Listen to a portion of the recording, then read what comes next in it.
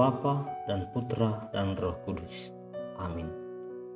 Sobat AM yang terkasih, bacaan yang akan kita renungkan pada hari ini diambil dari Injil Markus pasal 7 ayat 31 sampai 37. Bacaan Injil hari ini menceritakan salah satu mujizat yang dilakukan Yesus. Dalam bacaan Injil dikisahkan bahwa ketika Yesus memasuki daerah Dekapolis, orang banyak membawa kepada Yesus orang yang tuli dan bisu. Kemudian Yesus memisahkan orang tuli dan bisu itu dari orang banyak, sehingga tinggal Yesus berdua dengan orang tersebut.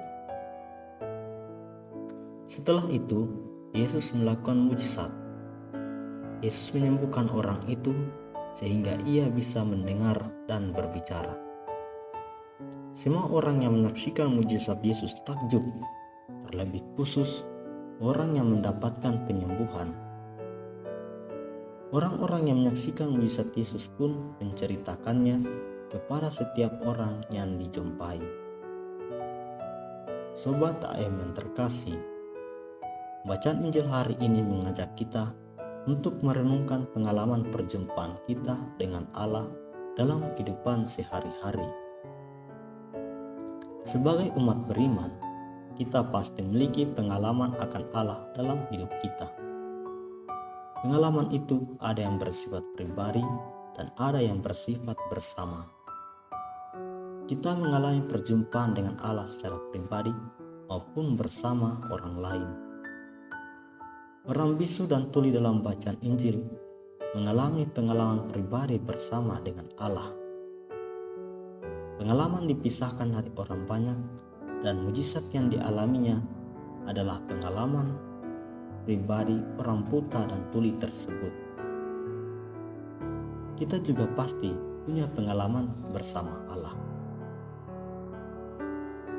Pengalaman akan Allah ini membuat kita takjub dan tergugah, sehingga kita mengatakan, sungguh Tuhan sangat baik, syukur kepadanya. Pada akhirnya, pengalaman akan Allah dibagikan kepada orang lain. Orang lain juga perlu merasakan seperti apa yang kita rasakan. Orang yang mengalami mujizat dan orang banyak yang menyaksikan mujizat Yesus adalah contoh bagi kita untuk selalu menyebarkan pengalaman perjumpaan dengan Allah melalui kata dan tindakan. Orang yang mengalami kesembuhan dan orang banyak yang menyaksikan mujizat Yesus, setelah tergugah, mereka menceritakan mujizat yang dilakukan oleh Yesus kepada setiap orang yang dijumpai. Kita sebagai umat beriman juga harus bertindak seperti itu. Oleh karena itu, Sobat AM yang terkasih, pertanyaan yang patut kita renungkan ialah, apakah kita sadar akan pengalaman perjumpaan kita dengan Allah dalam kehidupan sehari-hari? Apa sajakah bentuk pengalaman perjumpaan itu? Apakah kita tergugah dan bersyukur karenanya?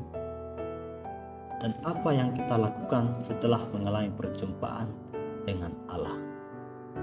Semoga Roh Kudus selalu membantu kita. Dalam nama Bapa dan Putra dan Roh Kudus. Amin.